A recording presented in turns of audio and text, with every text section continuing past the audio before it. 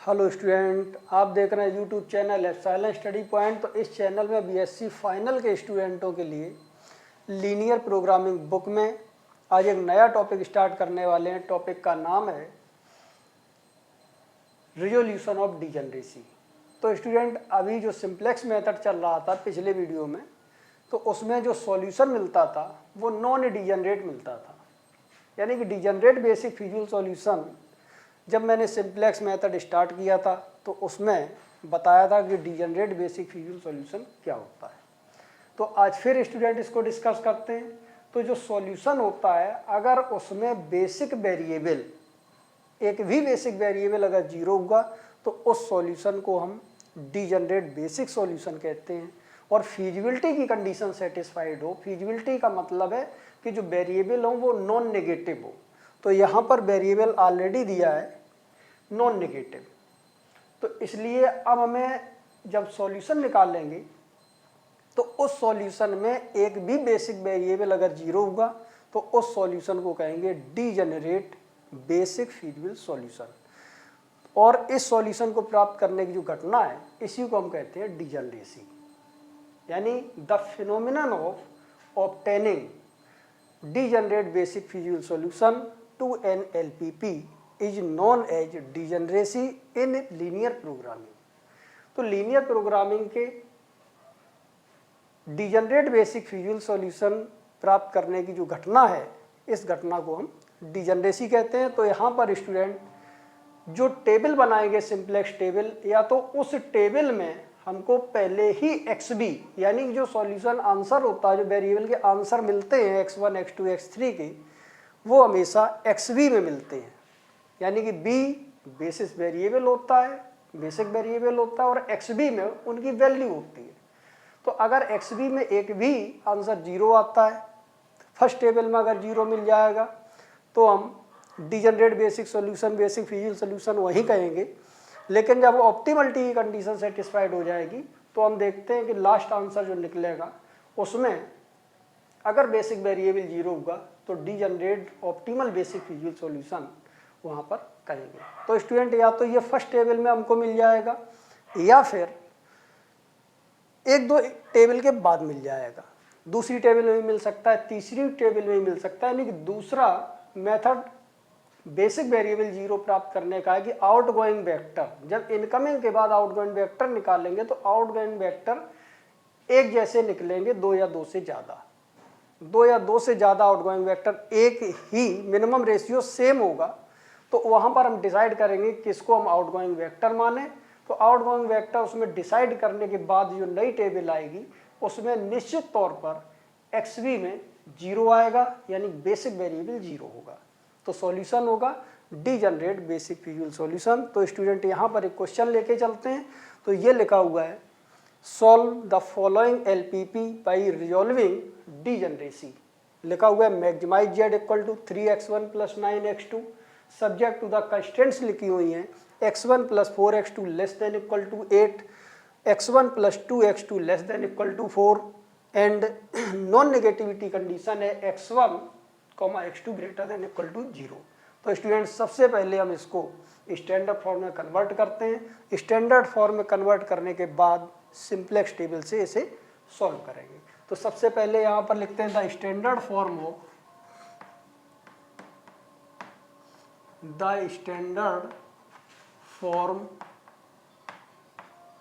Of given LPP is,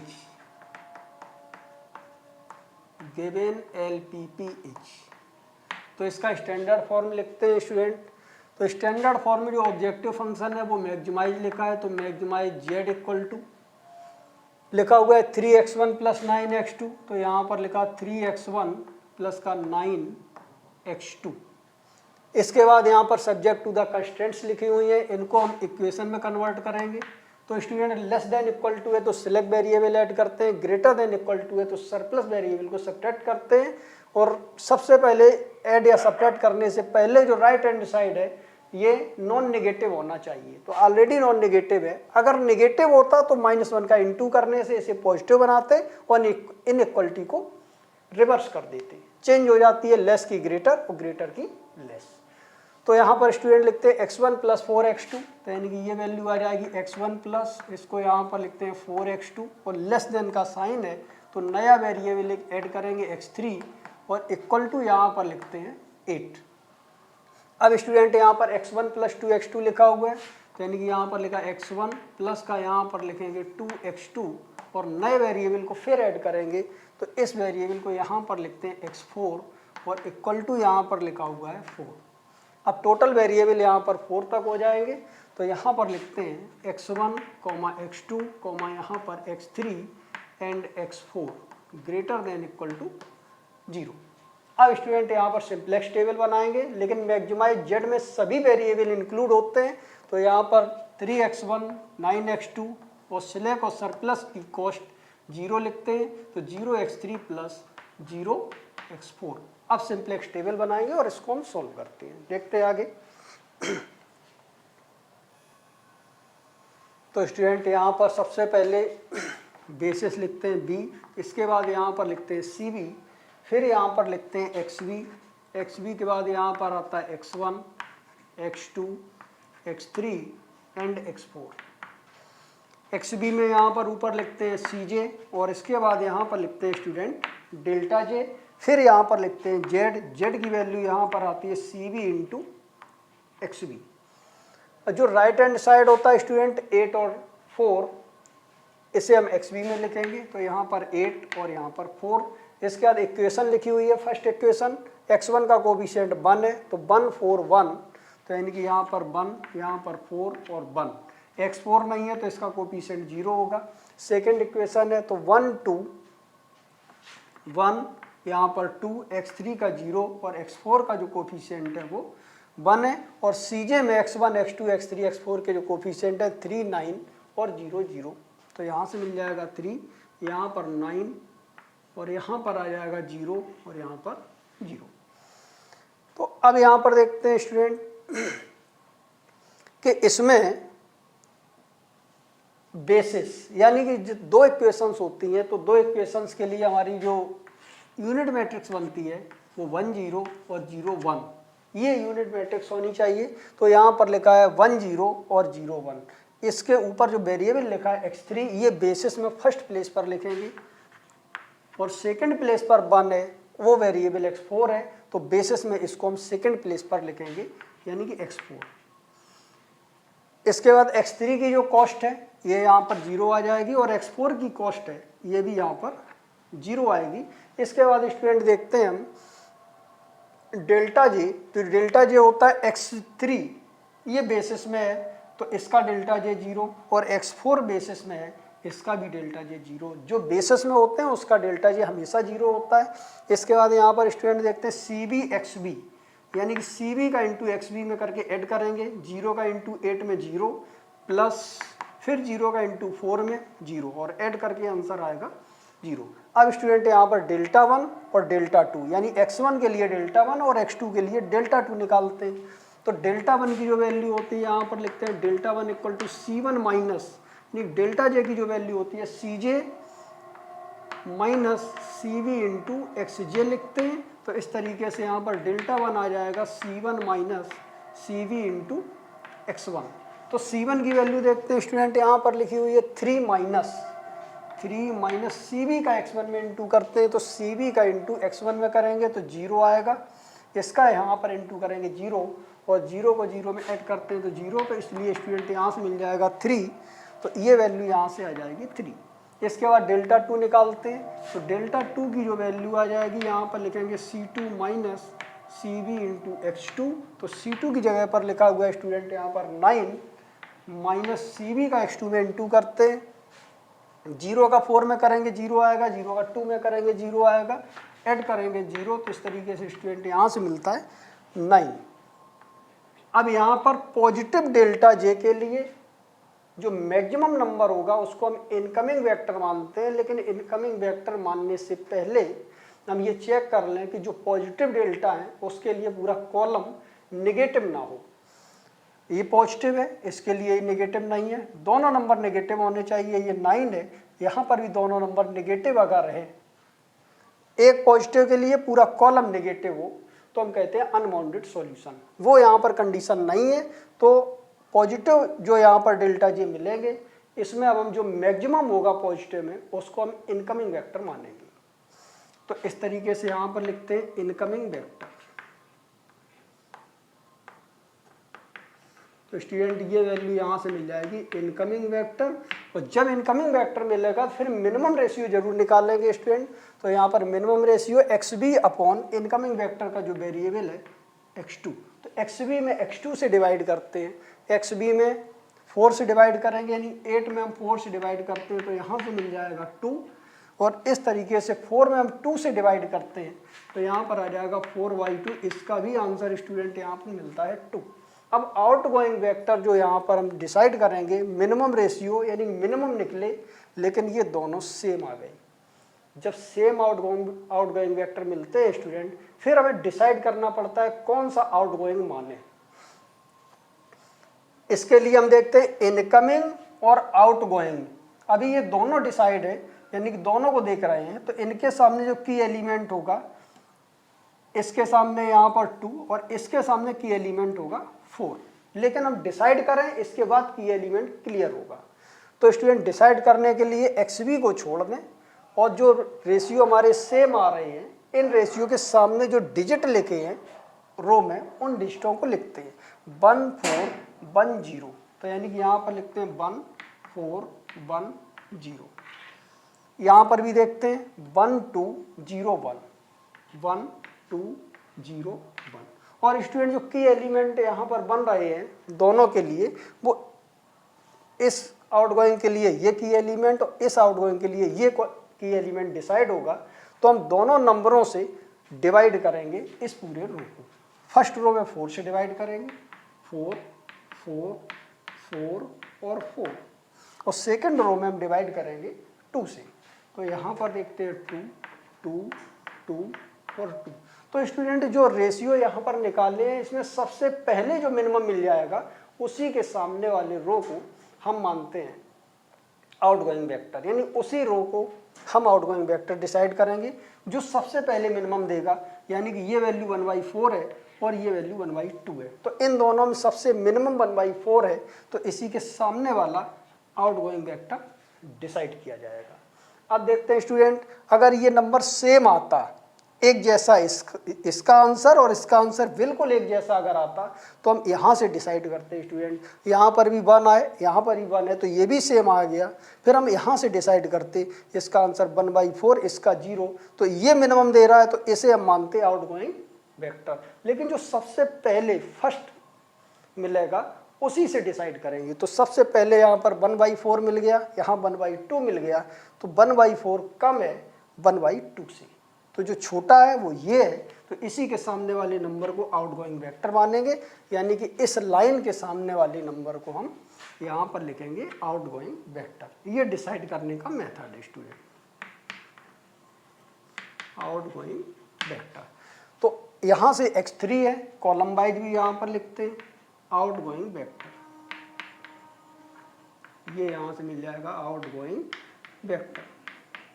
तो अब student जब आउटगोइंग क्लियर हो जाता है, तो इनकमिंग और आउटगोइंग के सामने जो एलिमेंट पड़ता है, इसी एलिमेंट को हम कहते हैं की एलिमेंट।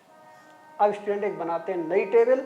अभी तक हम देख रहे हैं बेसिस में जो वेरिएबल हैं उनके लिए एक्स बी में कहीं पर भी 0 नहीं है, लेकिन अब अगली टेबल जब बनाएंगे, जब सेम आउटगोइंग वेक्टर निकलते हैं, मिनिमम रेशियो सेम निकलते हैं, तो इससे जो नेक्स्ट टेबल आती है उसमें हमेशा एक्स बी में अब एक ना एक वेरिएबल 0 जरूर मिलेगा, बेसिक वेरिएबल 0 मिलेगा, तो जो सॉल्यूशन होगा वो डिजेनरेट होगा। देखते हैं अगली टेबल।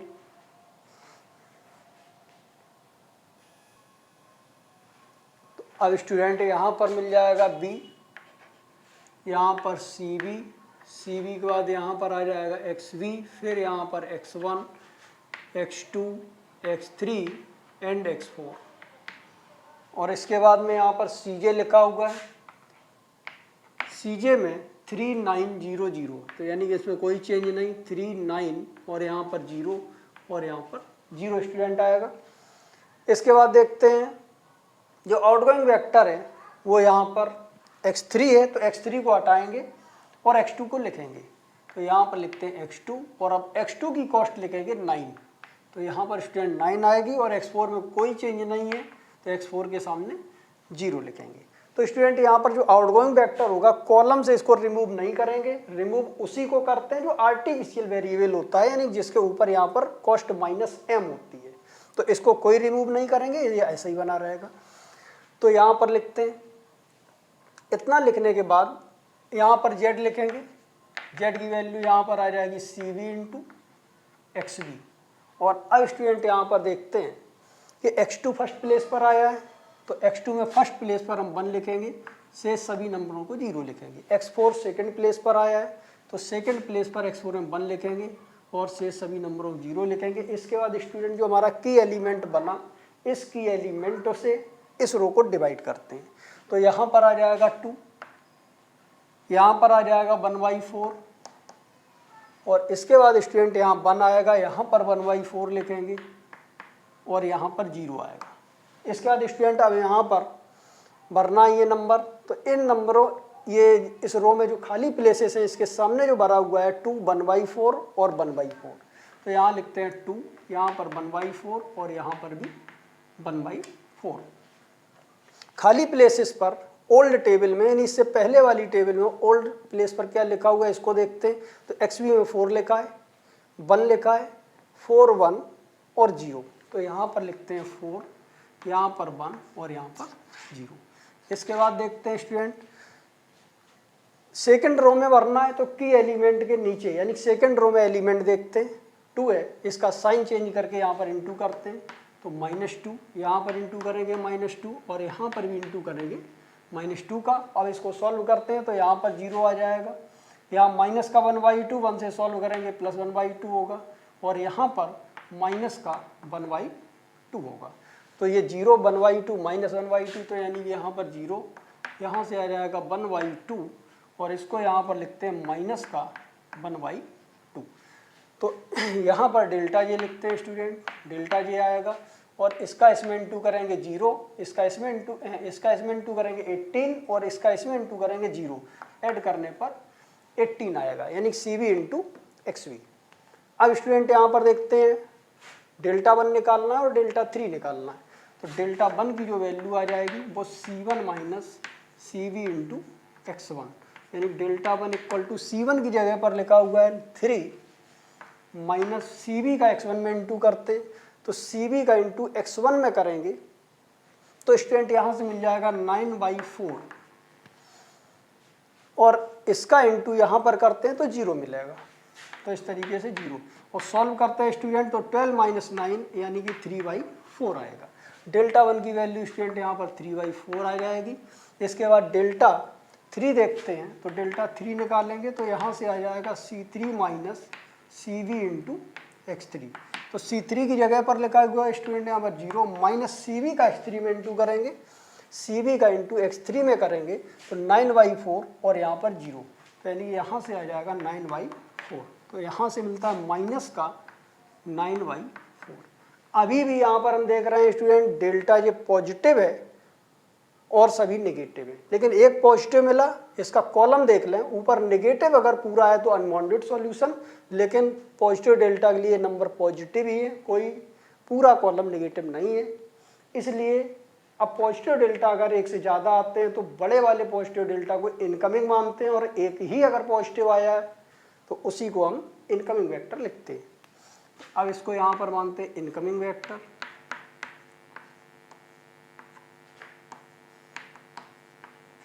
इनकमिंग वेक्टर, तो इनकमिंग वेक्टर मिलेगा स्टूडेंट तो हम मिनिमम रेशियो निकाल लेंगे, तो यानी कि x1 से हम डिवाइड करेंगे, जो भी x1 वेक्टर होता है उसे डिवाइड करते हैं, तो XV में डिवाइड करेंगे x1 से, तो यहाँ पर 8 आ जाएगा और 0 में 1/2 से डिवाइड करेंगे तो स्टूडेंट यहाँ पर 0 आ जाएगा। अब जो मिनिमम रेशियो मिला वो 0 है, तो हम 0 को आउटगोइंग वेक्टर मानते हैं, तो यानी अब यहाँ पर लिखते हैं आउटगोइंग वेक्टर। आउटगोइंग वेक्टर, तो ये आउटगोइंग वेक्टर मिला x4, इसको कॉलम वाइज डिनोट करते हैं, यानी इसको यहाँ पर लिखते हैं आउटगोइंग वेक्टर। आउटगोइंग वेक्टर तो इनकमिंग और आउटगोइंग का पॉइंट ऑफ इंटरसेक्शन होगा की एलिमेंट। तो स्टूडेंट यहाँ से मिलता है की एलिमेंट 1/2। और अब यहाँ पर नेक्स्ट टेबल सिंप्लेक्स टेबल बनाएंगे और सॉल्व करते हैं उसे। यहाँ पर जो आउटगोइंग वेक्टर है वो x4 है। अगर ये आर्टिफिशियल वेरिएबल होता तो इस कॉलम को रिमूव कर देते, हटा देते, लेकिन यहाँ पर इसकी कॉस्ट -m होती है वो आर्टिफिशियल होता है, यानी कि इसमें ये आर्टिफिशियल नहीं है, यानी कि ये अगली टेबल में बना रहेगा।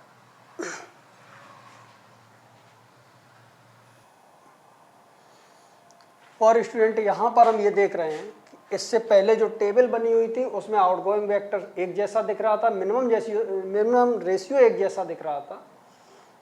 तो जो नई टेबल आएगी उसमें XV में 0 जरूर आएगा। तो यहाँ पर देखते हैं XV में एक नंबर 0 आ गया है। अब जो सॉल्यूशन मिलेगा वो सॉल्यूशन होगा डीजेनरेट, यानी कि इस टेबल में x4 की वैल्यू 0 और लेकिन x4 बेसिक वेरिएबल है यहाँ पर। तो जो बेसिक वेरिएबल होगा अगर वो 0 हो जाएगा तो जो सॉल्यूशन होगा वो डीजेनरेट होगा। अब यहाँ पर आउटगोइंग वेक्टर लगाने का प्रोसेस वही है। यहाँ पर आउटगोइंग वेक्टर लिखा हुआ है x4, इसको यहाँ पर आउट करेंगे और इनकमिंग वेक्टर x1, इसकी जगह पर x1 रखते हैं स्टूडेंट। तो यानी कि यहाँ पर लिखेंगे x1, इसमें b आएगा, यहाँ पर cb आएगा, इसको यहाँ पर xb लिखेंगे। फिर स्टूडेंट यहाँ पर x1, यहाँ पर x2, यहाँ पर x3 और इस नंबर को यहाँ पर x4 लिखते हैं।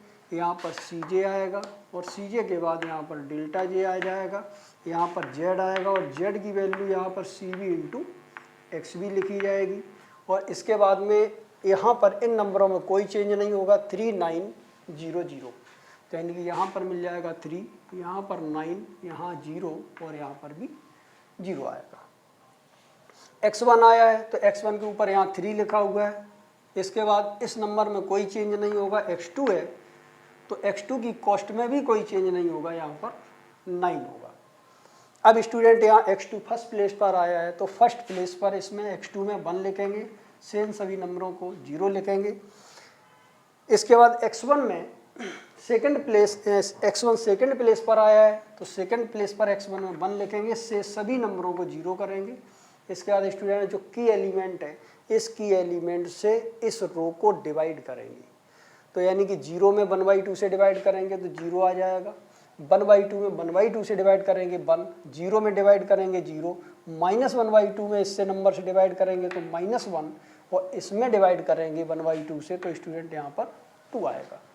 अब फर्स्ट रो में खाली प्लेस को भरना है तो सामने वाले जो प्लेसेस भरे हुए हैं इसमें जो एलिमेंट लिखा है 0, -1 और 2 लिखते हैं 0, -1 और यहाँ पर लिखते हैं स्टूडेंट 2। जो ओल्ड टेबल है खाली प्लेस इसमें है, लेकिन इस जगह पर इससे पहले वाली टेबल में क्या भरा है उसको देखते हैं, 2, 1/4 और 0। तो इसको यहाँ पर लिखते हैं 2, यहाँ पर 1/4 और यहाँ पर स्टूडेंट 0 आता है।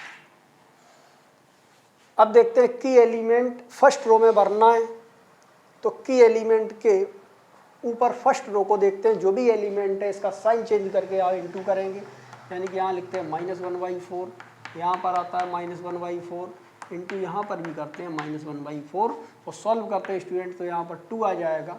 यहाँ पर 1/4 1/4 को ऐड करेंगे 1/2 आ जाएगा और इसके बाद में यहाँ से माइनस का 1/2 आएगा तो 2 1/2 -1/2 तो यहाँ पर मिल जाएगा 2, यहाँ पर 1/2 और यहाँ पर स्टूडेंट माइनस का 1/2 आएगा। अब देखते हैं यहाँ पर इसका इसमें इंटू करते हैं 0 प्लस इसका इसमें इंटू करते हैं तो यहाँ पर आता है 18। तो इस तरीके स्टूडेंट यहाँ पर 18 आएगा, z = cb और xb का आंसर है ये। इसके बाद अब यहाँ पर x3 के लिए डेल्टा3 निकालेंगे, x4 के लिए डेल्टा4 निकालेंगे तो यहाँ पर डेल्टा3 की जो वैल्यू आ जाएगी उसको यहाँ पर लिखेंगे c3 minus cb into x3। तो यानी कि c3 की जगह पर यहाँ लिखते हैं 0 माइनस cb का इंटू x3 में करते हैं, cb का इंटू x3 में करेंगे तो 9/2 और माइनस का 3। तो यहाँ पर लिखते हैं 9/2 माइनस का 3। तो इस तरीके स्टूडेंट यहाँ पर आ जाएगा माइनस का 3/2। तो इसको यहाँ पर लिखते हैं -3/2 आ जाएगा ये।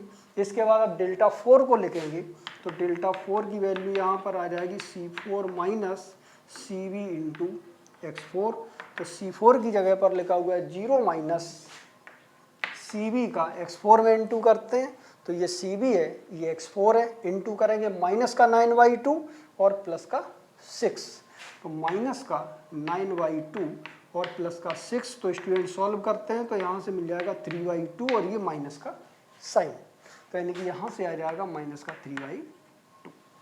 तो अब यहाँ पर देखते हैं स्टूडेंट, सभी delta J less than equal to 0 negative है और बेसिस वाले 0 हैं, यानी x2 और x1, इनका आंसर 0 और नॉन बेसिक के लिए नेगेटिव।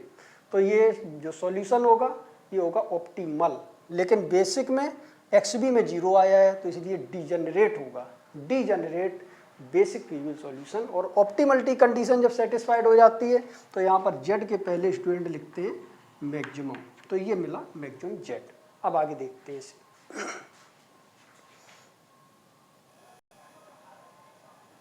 तो स्टूडेंट यहाँ पर लिखा है since all delta J less than equal to 0 therefore current basic trivial solution is optimal and is given by, और ये जो सॉल्यूशन होगा उसको देखते हैं। तो जो हमारी गिवन प्रॉब्लम थी स्टूडेंट, उसमें केवल 2 वेरिएबल थे, एक x1 और दूसरा x2। तो x1 x2 की वैल्यू निकालनी है, तो x1 इक्वल टू यहाँ पर लिखते हैं जो वैल्यू जो बेसिस में नहीं होता है वेरिएबल उसका आंसर 0 लिखते हैं, और जो बेसिस में है उसको यहाँ पर देख करके लिखते हैं। तो x1 बेसिस में आया है तो इसका आंसर यहाँ पर xb में लिखा रहता है, तो ये आ जाएगा 0। ये बेसिक वेरिएबल 0 हो गया, यानी बेसिस में है और इसका आंसर 0 है, तो इसलिए जो सॉल्यूशन है वो डीजेनरेट है। और अगर ये बेसिस में ना होता तो x1 की वैल्यू हम 0 लिखते, लेकिन बेसिस का नहीं है तो उसको हम लिखते थे non degenerate basic trivial solution. लेकिन यहाँ पर ये बेसिस में आया है, आंसर बेसिस में 0 है XB में, तो इसलिए ये जो सॉल्यूशन मिलेगा वो डीजेनरेट बेसिक ट्रिवियल सॉल्यूशन होगा, यानी x1 बराबर 0 और x2 की वैल्यू यहाँ पर 2 है। तो इस तरीके से यहाँ पर लिखते हैं x2 इक्वल टू 2। और स्टूडेंट यहाँ पर जो ऑब्जेक्टिव फंक्शन लिखा था मैक्सिमाइज z, उसका आंसर यहाँ पर आया है, यानी मैक्सिमाइज z इक्वल टू 18। तो ये इस प्रॉब्लम का सॉल्यूशन है। तो स्टूडेंट आज इस वीडियो में यहीं तक। सभी स्टूडेंट इस वीडियो को लाइक कर दें, शेयर कर दें और सब्सक्राइब कर दें, ताकि हमारे आने वाले हर वीडियो की नोटिफिकेशन सभी स्टूडेंटों को मिल सके। अगले वीडियो में आते हैं एक नई प्रॉब्लम के साथ। आज यहीं तक, दैट्स ऑल।